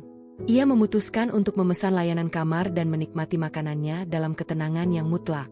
Tidak ada lagi interupsi tentang biaya kuliah fiktif, tidak ada lagi keluhan tentang masakan yang kurang garam, dan tidak ada lagi tuntutan untuk memberikan uang hasil kerja kerasnya kepada orang-orang yang tidak menghargainya. Di kamar hotel itu, Antira merayakan kemenangannya dengan kesunyian yang paling indah yang pernah ia rasakan sepanjang 30 tahun usianya. Ia tahu bahwa esok hari, saat matahari terbit, Faizal dan ibunya akan menghadapi kenyataan yang paling pahit, sementara ia akan terbang tinggi menuju cakrawala yang baru, meninggalkan semua sampah masa lalu di belakangnya. Kemerdekaan ini terasa sangat nyata, sangat manis, dan sangat layak untuk diperjuangkan dengan segala keberanian yang ia miliki. Di bawah langit Jakarta yang mulai tertutup awan mendung, Antira justru merasa dunianya sedang diterangi oleh cahaya yang paling terang yang pernah ia lihat. Matahari mulai condong ke arah barat, membiaskan cahaya jingga yang menyilaukan melalui kaca jendela hotel, namun Antira tetap bergeming di kursinya. Di hadapannya, layar laptop masih menampilkan rincian rekening koran suaminya yang berhasil ia akses secara legal melalui bantuan tim audit perusahaan. Ia menemukan aliran dana yang mencengangkan, puluhan transaksi keluar menuju situs-situs yang tidak asing lagi sebagai kedok judi online dan investasi ilegal. Setiap angka yang tertera di sana adalah bukti nyata bagaimana Faizal mengkhianati setiap butir keringat yang Antira teteskan. Namun, ada satu hal yang paling menyakitkan. Ia menemukan bukti bahwa beberapa perhiasan emas miliknya yang hilang setahun lalu ternyata digadaikan oleh Faizal untuk menutupi kerugian awal. Antira mengembuskan napas panjang, mencoba membuang sisa-sisa sesak yang masih bersarang di dadanya. Ia tidak boleh goyah. Keadilan ini harus dituntaskan sampai ke akarnya. Sementara itu, di rumah yang kini terasa seperti penjara, ketegangan antara Faizal dan ibunya telah mencapai titik nadir. Suara gedoran keras di gerbang depan membuat keduanya tersentak kaget. Dua orang pria bertubuh tegap dengan jaket kulit hitam berdiri di sana, menatap tajam ke arah dalam rumah. Mereka adalah para penagih utang yang selama ini dihindari oleh ibu mertua. Faizal, itu mereka. Mereka datang lebih cepat dari yang aku kira. Peki ibu mertua dengan suara yang melengking penuh ketakutan. Ia segera berlari menuju dapur, mencari tempat persembunyian yang mustahil ditemukan, meninggalkan anaknya sendirian menghadapi badai yang mereka ciptakan sendiri. Faizal gemetar hebat, ia ingin menelepon Antira lagi, namun ia sadar bahwa nomornya telah diblokir sepenuhnya. Ia baru menyadari betapa rapuhnya hidupnya tanpa perlindungan finansial dan nama besar istrinya. Faizal terpaksa membuka pintu dengan tangan yang basah oleh keringat dingin. Mana uangnya? Ini sudah lewat jam 4 sore. Janjimu kemarin adalah melunasi seluruh bunganya hari ini, bentak salah satu pria itu tanpa basa-basi. Faizal mencoba menjelaskan dengan suara yang terbata-bata, menjanjikan bahwa istrinya akan segera mengirimkan dana bonus, namun para penagih itu bukan orang bodoh. Mereka sudah mendengar kabar bahwa Antira telah meninggalkan rumah itu dengan membawa koper-kopernya. Jangan berbohong. Kami tahu istrimu sudah pergi dan dia sudah mengajukan cerai. Kami tidak urus urusan rumah tanggamu, kami hanya butuh uang itu kembali. Jika tidak ada uang tunai, kami akan mulai mengangkut barang-barang di rumah ini sebagai jaminan. Mendengar ancaman itu, Faizal berlutut di depan mereka, sebuah pemandangan yang sangat kontras dengan kesombongannya saat membanting surat cerai di depan Antira tadi pagi. Tolong, beri saya waktu sampai besok pagi. Rumah ini sangat mahal, kalian bisa menggunakannya sebagai jaminan, teriak Faizal dalam keputusasaan. Namun, tepat saat kalimat itu keluar dari mulutnya, sebuah mobil sedan hitam berhenti di depan rumah. Seorang pria parubaya dengan tas jinjing kulit turun dari mobil tersebut. Ia adalah pengacara Antira, Pak Hermawan, yang datang bersama dua petugas keamanan berseragam. Pak Hermawan melangkah maju dengan wajah tanpa ekspresi, mengeluarkan selembar dokumen resmi yang dibubuhi stempel pengadilan dan notaris. Maaf mengganggu pembicaraan ini, namun saya harus menyampaikan bahwa rumah ini tidak bisa dijadikan jaminan oleh saudara Faizal, ujar Pak Hermawan dengan suara yang berwibawa dan tenang. Para penagih utang itu menoleh, tampak bingung namun tetap waspada. Pak Hermawan menyerahkan salinan perjanjian pranikah dan sertifikat kepemilikan atas nama Antira kepada mereka dan juga kepada Faizal yang masih berlutut. Berdasarkan dokumen hukum yang sah, saudara Faizal tidak memiliki hak 1% pun atas tanah maupun bangunan ini. Segala bentuk transaksi atau penjaminan aset ini tanpa izin pemilik sah, yaitu Ibu Antira, akan dianggap sebagai tindakan kriminal dan akan kami proses secara hukum. Wajah Faizal berubah menjadi kelabu. Ia menatap kertas-kertas itu seolah-olah itu adalah ular berbisa yang siap mematuknya. Tapi saya suaminya. Saya tinggal di sini. Teriaknya lemah, mencoba mencari celah moral di tengah kepungan hukum yang sangat rapat. Pak Hermawan hanya tersenyum tipis. Sebuah senyuman yang penuh dengan rasa kasihan yang merendahkan. Status suami saudara sedang dalam proses pembatalan secara hukum atas permintaan saudara sendiri melalui surat cerai yang saudara sodorkan tadi pagi. Klien kami, Ibu Antira, juga telah memberikan instruksi untuk melakukan pengosongan rumah ini dalam waktu 24 jam. Jadi, saya sarankan saudara segera berkemas sebelum petugas kami melakukan tindakan paksa. Para penagih utang yang melihat bahwa rumah itu bukan milik Faizal mulai kehilangan kesabaran. Mereka menyadari bahwa mereka telah ditipu oleh janji-janji kosong ibu mertua selama ini. Jadi kalian tidak punya apa-apa? Dasar penipu. Salah satu dari mereka menendang kursi taman hingga hancur berkeping-keping. Mereka mulai masuk ke dalam rumah dan mengambil apa saja yang bisa mereka bawa. Televisi besar di ruang tengah, mesin kopi mahal yang dibeli Antira, hingga beberapa barang elektronik lainnya. Faizal hanya bisa menangis sesenggukan di lantai, melihat kekuasaannya runtuh dalam sekejap mata. Ia melihat ibunya keluar dari persembunyian, meratap dan memohon agar barang-barangnya tidak diambil. Namun tidak ada yang memedulikan tangisan wanita tua yang telah membangun istana di atas pasir kebohongan itu. Di kamar hotelnya yang mewah, Antira meletakkan ponselnya setelah menerima laporan singkat dari Pak Hermawan. Ia memejamkan mata, membiarkan rasa damai mengalir ke seluruh sarafnya. Ia tidak merasa senang melihat penderitaan mereka, namun ia merasa lega karena kebenaran telah mengambil jalannya sendiri. Ia menyalakan televisi, mencari saluran musik klasik yang menenangkan, lalu mulai membuka situs maskapai penerbangan untuk mengonfirmasi kembali jadwal keberangkatannya ke Singapura besok malam. Bonus besar yang ia terima kini tersimpan aman di rekening pribadinya, siap menjadi modal awal untuk membangun hidup yang jauh lebih bermartabat. Ia telah membuktikan bahwa kecerdasan dan persiapan yang matang adalah senjata terbaik untuk melawan keserakahan yang dibungkus dengan topeng cinta. Malam itu, di bawah langit kota yang mulai diguyur hujan, Antira tidur dengan sangat lelap, tanpa ada lagi bayang-bayang ketakutan atau rasa bersalah yang menghantuinya. Pagi hari yang cerah menyapa Jakarta, namun bagi Faizal, udara yang masuk ke paru-parunya terasa seperti debu yang menyesakkan. Ia terbangun di atas lantai ruang tamu yang keras, tanpa bantal maupun selimut, karena hampir seluruh furnitur empuk di rumah itu telah diangkut paksa oleh para penagih utang semalam. Sisa-sisa kemewahan yang dulu ia banggakan kini telah lenyap, menyisakan ruangan kosong yang bergema setiap kali ia bernapas. Di sudut ruangan, ibu mertua duduk bersandar di dinding dengan rambut yang acak-acakan dan mata yang merah karena tidak tidur semalaman. Wanita yang biasanya selalu tampil rapi dengan perhiasan emas di jemarinya itu, kini tampak seperti bayangan dari dirinya sendiri, rapuh dan hancur. Tidak ada lagi suara lantang yang menuntut bonus Antira, yang tersisa hanyalah isak tangis tertahan yang menyedihkan. Tepat pukul 8 pagi, suara mesin mobil yang berhenti di depan gerbang terdengar seperti dentang lonceng kematian bagi mereka. Faizal dengan susah payah menyeret kakinya menuju jendela. Ia melihat Pak Hermawan, pengacara Antira, turun dari mobil bersama 4 orang pria berseragam petugas keamanan swasta dan seorang tukang kunci. Mereka tidak datang untuk bernegosiasi, mereka datang untuk mengambil kembali hak milik sang pemilik sah. Faizal merasakan jantungnya berdegup kencang, sebuah ketakutan yang belum pernah ia rasakan sebelumnya. Ia merasa seperti tikus yang terpojok di dalam lubang yang ia gali sendiri. Dengan tangan gemetar, ia membuka pintu depan sebelum Pak Hermawan sempat mengetuknya. "Selamat pagi, Saudara Faizal. Sebagaimana instruksi yang telah diberikan semalam, waktu 24 jam kalian telah habis. Kami di sini untuk memastikan rumah ini dikosongkan sepenuhnya dan kunci-kunci diserahkan kembali kepada kami," ujar Pak Hermawan dengan nada suara yang sangat profesional dan dingin. Ia tidak melihat ke arah Faizal sebagai seorang kerabat, melainkan sebagai objek hukum yang harus diselesaikan administrasinya. Petugas di belakangnya mulai bersiap dengan membawa segel plastik dan label untuk menandai barang-barang yang tersisa. "Pak, tolong ibu saya sedang sakit. Kami tidak tahu harus pergi kemana. Setidaknya beri kami waktu sampai sore nanti untuk mencari kontrakan," mohon Faizal dengan suara yang serak. Ia mencoba menjual sisa-sisa rasa kemanusiaan, namun Pak Hermawan hanya menggelengkan kepala perlahan. Ia mengeluarkan sebuah tablet dan menunjukkan sebuah dokumen digital.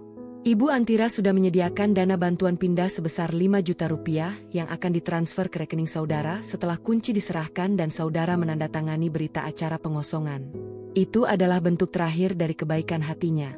Jika saudara menolak, maka kami terpaksa melakukan pengusiran secara paksa tanpa kompensasi apapun. Mendengar kata 5 juta rupiah, ibu mertua tiba-tiba bangkit dan berlari ke arah pintu. Hanya 5 juta? Itu bahkan tidak cukup untuk membayar biaya sewa gudang barang-barang kami. Antira benar-benar keterlaluan. Di mana dia sekarang? Biarkan saya bicara dengannya, teriaknya histeris, mencoba merebut tablet dari tangan Pak Hermawan. Namun, para petugas keamanan dengan sigap menghalangi langkahnya. Pak Hermawan menatap wanita tua itu dengan sorot mata yang tajam. Ibu, sebaiknya ibu tenang. Klien kami sudah berada di tempat yang tidak bisa ibu jangkau. Segala bentuk komunikasi mulai sekarang hanya melalui saya. Pilihannya sederhana, ambil uang itu dan pergi dengan tenang, atau pergi dengan tangan hampa di bawah pengawalan polisi. Faizal menyadari bahwa tidak ada lagi jalan keluar. Ia melihat ke sekeliling rumah, tempat yang dulu ia anggap sebagai singgasana kekuasaannya sebagai kepala keluarga. Kini, setiap sudut rumah itu seolah menertawakan kebodohannya. Dengan tangan yang masih gemetar, ia menerima pulpen dari Pak Hermawan dan menandatangani dokumen pengosongan tersebut. Ia kemudian menyerahkan serangkaian kunci yang ada di kantong celananya, termasuk kunci gerbang dan pintu belakang. Setiap kunci yang ia letakkan di telapak tangan Pak Hermawan terasa seperti melepaskan kepingan hidupnya yang paling nyaman. Sambil membawa 2 koper besar berisi pakaian sisa dan beberapa barang pribadi yang tidak diambil penagih utang, Faizal menuntun ibunya keluar dari rumah itu. Mereka berdiri di trotoar, menatap gerbang rumah yang kini digembok dengan rantai besar oleh petugas keamanan. Sebuah stempel segel ditempelkan di pintu depan, menyatakan bahwa properti tersebut di bawah pengawasan firma hukum. Orang-orang yang lewat di jalanan memandang mereka dengan tatapan penasaran, membuat Faizal merasa sangat terhina. Ia yang dulu selalu memamerkan keberhasilannya memiliki istri hebat dan rumah mewah, kini hanya berdiri sebagai gelandangan di depan rumahnya sendiri. "Sekarang kita mau kemana, Faizal?" tanya ibunya dengan suara lemah, matanya kosong menatap aspal. Faizal tidak menjawab. Ia merogoh saku celananya, mencari ponselnya yang kini layarnya sudah retak. Ia mencoba menghubungi Danu lagi, namun hasilnya tetap sama, nomor itu tidak aktif. Danu telah menghilang bersama sisa uang tabungan yang sempat ia curi dari lemari ibunya semalam. Faizal merasa dikhianati oleh semua orang, namun di dalam hatinya yang paling dalam, ia tahu bahwa ia adalah pengkhianat pertama dalam cerita ini. Ia telah mengkhianati cinta tulus Antira demi kesenangan sesaat dan ego yang tidak masuk akal. Di dalam mobil taksi yang ia pesan dengan uang bantuan terakhir dari Antira, Faizal melihat rumah itu semakin menjauh dan akhirnya menghilang di tikungan jalan. Ia tidak tahu bahwa di sebuah gedung tinggi di pusat kota, Antira sedang memperhatikan proses pengosongan itu melalui kamera pengawas yang terhubung ke ponselnya.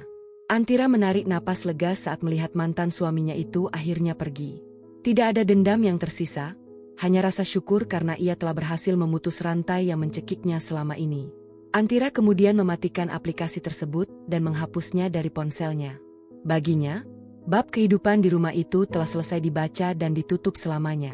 Ia kini bersiap menuju bandara, membawa bonus besarnya dan martabatnya yang telah kembali utuh, menuju masa depan yang tidak akan pernah bisa dijangkau oleh keserakahan Faizal dan ibunya lagi. Langit Jakarta siang itu tampak sangat biru, seolah ikut merayakan keberhasilan seorang wanita yang berani mengambil keputusan paling sulit demi kebenaran hidupnya. Koper telah dikemas, tiket telah di tangan, dan sebuah dunia baru sedang menunggunya di seberang samudra. Antira tersenyum. Kali ini senyumannya benar-benar sampai ke matanya, memancarkan binar kebahagiaan yang tulus dan murni. Ia siap untuk terbang, meninggalkan semua beban yang selama ini menahan sayapnya untuk mengepak bebas. Di atas sana, di antara awan-awan putih, ia tahu ia akan menemukan jati dirinya yang sebenarnya, jauh dari bayang-bayang manipulasi dan pengkhianatan yang telah ia lalui dengan penuh keberanian. Kemenangan ini bukan tentang materi, tapi tentang kembalinya harga diri yang sempat tergadaikan oleh cinta yang salah.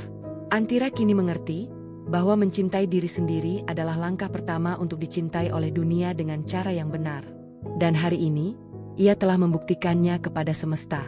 Suasana terminal keberangkatan internasional Bandar Udara Soekarno-Hatta sore itu sangat padat. Namun Antira merasa berada di dalam sebuah gelembung ketenangan yang kedap suara. Ia duduk di salah satu kursi tunggu premium, menyesap kopi hitamnya sambil memandangi paspor dan tiket pesawat menuju Singapura yang terletak di atas meja kecil di sampingnya.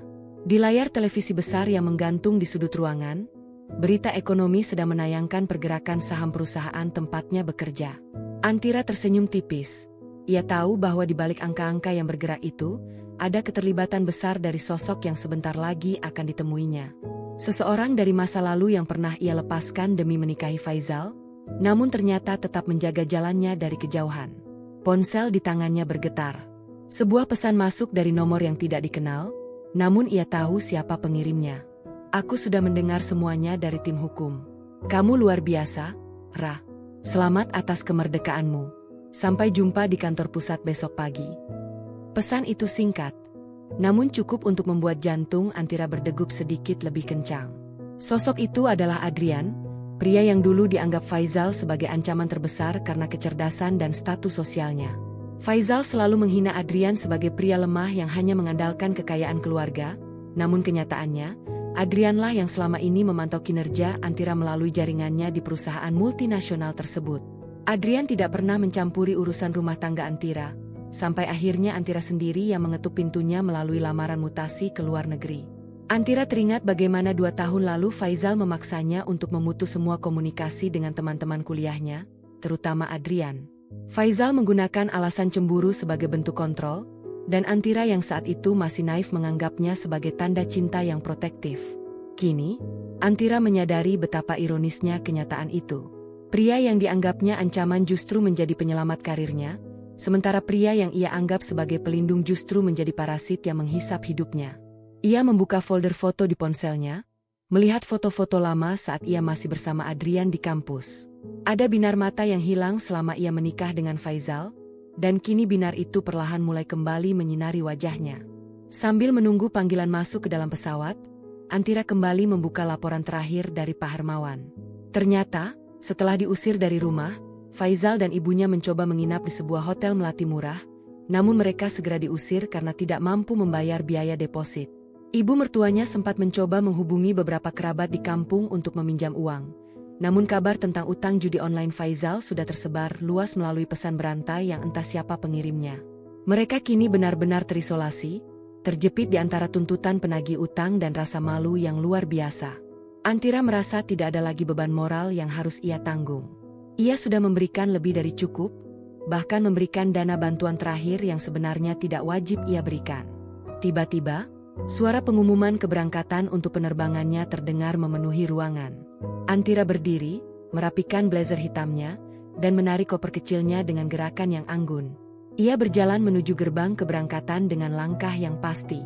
Saat melewati pemeriksaan dokumen, ia menoleh sejenak ke arah pintu keluar, seolah mengucapkan selamat tinggal pada semua kenangan buruk yang pernah ia lalui di kota ini. Tidak ada air mata yang jatuh, tidak ada keraguan yang tersisa. Baginya, Jakarta kini hanyalah sebuah titik di peta masa lalunya yang tidak ingin ia kunjungi kembali dalam waktu dekat. Di dalam pesawat, Antira mendapatkan kursi di kelas bisnis yang sangat nyaman. Ia menyandarkan tubuhnya, memejamkan mata, dan membiarkan pramugari menyelimutinya dengan kain lembut. Saat pesawat mulai bergerak menuju landasan pacu, ia merasakan getaran mesin yang seolah seirama dengan semangat baru di dalam dadanya. Ia memikirkan tentang proyek besar yang akan ia pegang di Singapura, tentang apartemen baru yang sudah disiapkan perusahaan di area Marina Bay, dan tentang kebebasan mutlak untuk mengatur keuangannya sendiri tanpa ada intervensi dari siapapun. Bonus besar yang ia simpan kini bukan lagi sekadar uang, melainkan simbol kedaulatan dirinya sebagai seorang wanita. Ia teringat sebuah percakapan singkat dengan ibunya di kampung melalui telepon beberapa jam yang lalu. Ibunya menangis haru saat mendengar Antira akhirnya berani melepaskan diri dari Faizal. Ibu selalu tahu ada yang tidak beres, Rah. Tapi ibu tidak mau bicarakan karena ibu tahu kamu sangat mencintai suamimu. Sekarang, kejarlah kebahagiaanmu. Jangan pernah menoleh ke belakang untuk orang-orang yang tidak tahu cara menghargai emas di tangannya, ucap ibunya dengan suara bergetar. Kalimat itu menjadi restu terakhir yang menguatkan tekad Antira untuk terbang sejauh mungkin. Ia berjanji akan menjemput ibunya untuk tinggal bersamanya di Singapura setelah posisinya stabil. Pesawat akhirnya lepas landas, menembus awan-awan hitam yang menyelimuti langit Jakarta sore itu. Dari ketinggian, Antira melihat lampu-lampu kota yang mulai menyala satu persatu, tampak kecil dan tidak berdaya di bawah sana. Ia membayangkan di salah satu sudut kota itu, Faizal mungkin sedang duduk di pinggir jalan, meratapi nasibnya yang malang sambil memegang surat cerai yang ia tanda tangani sendiri dengan penuh kesombongan. Antira tidak lagi merasa kasihan, ia hanya merasa lega karena bab tersebut sudah benar-benar selesai. Ia kini berada di atas awan, di tempat di mana udara lebih bersih dan pemandangan lebih luas. Setengah jam penerbangan berlalu. Antira membuka majalah internal maskapai dan menemukan artikel tentang kepemimpinan wanita di Asia Tenggara. Ia tersenyum melihat profil salah satu direktur wanita yang sukses membangun kerajaan bisnisnya dari nol setelah mengalami perceraian yang pahit. Kisah itu seolah menjadi cermin bagi masa depannya. Antira menyadari bahwa apa yang ia alami bukanlah sebuah akhir, melainkan sebuah katalisator untuk menjadikannya wanita yang jauh lebih kuat dan bijaksana. Ia mengeluarkan buku catatannya, mulai menuliskan target-target yang ingin ia capai dalam 1 tahun ke depan. Tidak ada lagi nama Faizal di sana. Tidak ada lagi alokasi dana untuk membayar utang orang lain. Setiap sen dan setiap detik waktunya kini didedikasikan untuk pengembangan dirinya sendiri. Malam mulai turun menyelimuti perjalanan udara itu, namun di dalam kabin, cahaya lampu temara menciptakan suasana yang sangat hangat dan privat. Antira merasa sangat bersyukur atas keberaniannya semalam. Jika ia tidak segera menandatangani surat cerai itu, mungkin saat ini ia masih berada di rumah, bertengkar memperebutkan uang yang bukan milik mereka, dan perlahan-lahan kehilangan jiwanya sendiri. Kemenangan ini terasa sangat manis karena ia mendapatkannya melalui jalur yang benar dan terhormat. Ia tidak mencuri, ia tidak menipu, ia hanya mempertahankan apa yang menjadi haknya dengan cara yang sangat cerdas. Di tengah deru mesin pesawat yang stabil, Antira akhirnya jatuh tertidur dengan senyuman yang tenang. Ia tahu bahwa esok pagi, saat ia mendarat di Bandara Changi, sebuah dunia baru yang penuh dengan peluang dan kebahagiaan sejati telah menantinya dengan tangan terbuka. Perjalanan ini bukan sekadar perpindahan tempat tinggal, melainkan perpindahan nasib dari seorang korban menjadi seorang pemenang. Dan ia berjanji pada dirinya sendiri, tidak akan pernah membiarkan siapapun meredupkan cahayanya lagi. Pesawat mendarat dengan mulus di Bandara Changi saat fajar baru saja menyingsing, membiaskan semburat warna ungu dan emas di ufuk timur. Antira melangkah keluar dari Garbarata dengan perasaan yang sangat berbeda dibandingkan saat ia pertama kali datang ke sini sebagai turis beberapa tahun lalu. Kali ini, ia datang sebagai seorang pemimpin, seorang wanita yang telah berhasil memenangkan pertempuran besar melawan pengkhianatan dalam hidupnya sendiri. Di area kedatangan, seorang pria dengan setelan jas abu-abu berdiri tenang sambil memegang papan nama bertuliskan namanya. Itu bukan Adrian, melainkan asisten pribadi yang telah disiapkan oleh kantor pusat untuk menjemputnya. Keramahan dan profesionalisme yang ia terima di sini seolah menjadi sambutan hangat bagi lembaran baru hidupnya. Selamat datang di Singapura, Ibu Antira. Apartemen Anda sudah siap dan kami akan langsung mengantar Anda ke sana untuk beristirahat sebelum pertemuan sore nanti dengan jajaran direksi. Ucap asisten itu dengan sopan sambil mengambil alih kopernya. Antira mengangguk, merasa sangat dihargai. Di dalam mobil sedan mewah yang membawanya menuju kawasan Marina Bay, Antira memandangi jalanan Singapura yang bersih dan tertib. Ia merasa lingkungan ini sangat cocok dengan jiwanya yang kini penuh dengan ketenangan dan keteraturan. Tidak ada lagi drama teriakan di ruang tamu, tidak ada lagi manipulasi emosional yang menguras energi. Di sini, ia hanya akan dinilai berdasarkan prestasi dan dedikasinya. Sesampainya di apartemen lantai 30 yang telah disiapkan perusahaan, Antira terpana melihat pemandangan dari balkonnya. Lautan luas membentang di hadapannya dengan kapal-kapal yang mengantre masuk ke pelabuhan. Ia segera membuka koper kecilnya, mengeluarkan beberapa barang penting, dan meletakkan foto ibunya di atas meja kerja. Ia kemudian menyalakan ponsel barunya, nomor Singapura yang khusus ia gunakan untuk kehidupan barunya. Sebuah pesan masuk dari Pak Hermawan di Jakarta memberikan laporan singkat. Faizal dan ibunya telah meninggalkan Hotel Melati dan kini kabarnya menumpang di rumah salah satu kerabat di pinggiran kota yang sempit. Para penagih utang masih mencari keberadaan mereka. Dan Faizal mulai depresi karena tidak ada perusahaan yang mau menerimanya bekerja dengan catatan referensi yang buruk. Antira meletakkan ponsel itu kembali. Ia tidak merasakan kepuasan jahat. Namun ia merasakan sebuah rasa lega yang mendalam karena keadilan telah bekerja dengan caranya sendiri. Ia menyadari bahwa jika ia tetap tinggal dan memberikan bonusnya, ia hanya akan memperpanjang napas keserakahan mereka tanpa pernah benar-benar membantu mereka berubah. Dengan memutus rantai itu, ia justru memberikan mereka pelajaran paling berharga tentang arti kerja keras dan tanggung jawab. Antira kemudian melangkah menuju kamar mandi, menikmati pancuran air hangat yang meluruhkan sisa-sisa kelelahan perjalanan udaranya. Ia menatap dirinya di cermin besar, melihat sosok wanita yang jauh lebih kuat, lebih bijaksana, dan lebih bercahaya. Sore harinya, Antira tiba di kantor pusat yang megah. Di ruang rapat utama yang berdinding kaca, ia bertemu dengan Adrian. Pria itu tampak lebih matang, dengan tatapan mata yang tetap lembut namun penuh wibawa. Saat rekan-rekan direksi lainnya memberikan selamat atas keberhasilan proyek infrastruktur di Jakarta, Adrian hanya tersenyum tipis dari ujung meja. Setelah rapat selesai, mereka memiliki waktu sejenak untuk berbicara secara pribadi di ruang kerja Adrian yang menghadap langsung ke arah gedung-gedung pencakar langit. Kamu melakukannya dengan sangat baik, Antira. Menandatangani surat cerai itu adalah langkah paling cerdas yang pernah aku lihat, ujar Adrian sambil menyodorkan segelas teh hangat. Aku tahu itu sulit, tapi lihatlah dirimu sekarang. Kamu tidak lagi terikat pada beban yang menahanmu untuk terbang. Antira tersenyum, kali ini senyumannya benar-benar tulus. Terima kasih, Adrian. Bukan hanya untuk tawaran pekerjaan ini, tapi karena kamu sudah percaya pada kemampuanku saat aku sendiri hampir kehilangan kepercayaan itu. Aku menyadari sekarang bahwa hidup terlalu berharga untuk dihabiskan bersama orang-orang yang hanya ingin memadamkan cahaya kita. Percakapan itu bukan lagi tentang cinta masa lalu yang penuh drama, melainkan tentang rasa hormat antara dua profesional yang saling menghargai. Antira merasa sangat berdaya. Ia tahu bahwa perjalanannya masih panjang, akan ada tantangan baru di kantor pusat, akan ada persaingan yang lebih ketat, namun ia tidak lagi takut. Bonus besar yang ia simpan kini telah ia investasikan ke dalam instrumen yang aman untuk masa tua ibunya dan pendidikan pribadinya lebih lanjut. Ia telah mengambil kendali penuh atas kemudinya sendiri.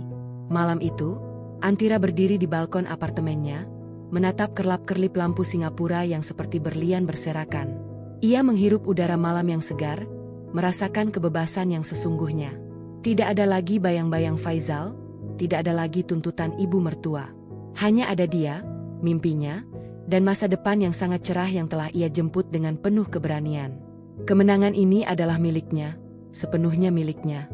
6 bulan telah berlalu sejak Antira menginjakkan kaki di tanah Singapura, dan hidupnya kini telah bertransformasi sepenuhnya menjadi simfoni yang harmonis. Pagi ini, ia berdiri di atas panggung sebuah aula megah, menerima penghargaan sebagai Direktur Operasional Terbaik di Asia Tenggara untuk tahun ini.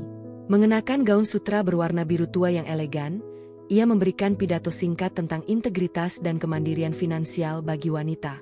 Di kursi baris depan, ibunya duduk dengan mata yang berbinar penuh kebanggaan, ditemani oleh Adrian yang memberikan tepuk tangan paling kencang. Antira tidak lagi melihat ke belakang. Ia telah menghapus semua jejak kepahitan yang pernah menghiasi hari-harinya di Jakarta. Bonus besar yang dahulu menjadi sumber perpecahan, kini telah berkembang menjadi dana abadi yang ia gunakan untuk membangun yayasan pendidikan bagi wanita yang mengalami kekerasan ekonomi. Sementara itu, di sebuah sudut sempit di pinggiran Jakarta, Faizal duduk di teras sebuah rumah kontrakan kecil yang bocor saat hujan turun.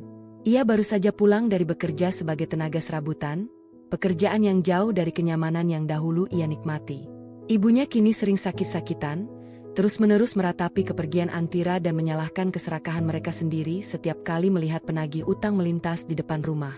Danu, sang adik yang mereka bela mati-matian, tidak pernah memberikan kabar lagi setelah membawa lari sisa harta terakhir mereka. Faizal seringkali menatap layar ponsel lamanya, melihat berita tentang kesuksesan Antira di internet. Ia merasakan penyesalan yang membakar, menyadari bahwa ia telah membuang permata demi segenggam kerikil yang beracun. Namun, baginya, pintu itu sudah terkunci rapat dan kuncinya telah dibuang ke dasar samudra oleh Antira. Malam harinya di Singapura, Antira merayakan keberhasilannya dengan makan malam tenang bersama ibunya di restoran terbuka yang menghadap ke Marina Bay Sands. Cahaya laser berwarna-warni menari di langit malam, seolah ikut merayakan kemenangannya. Ibu bahagia melihatmu seperti ini, Ra, bisik ibunya sambil membelai tangan Antira. Antira tersenyum, merasakan kedamaian yang mutlak dalam jiwanya.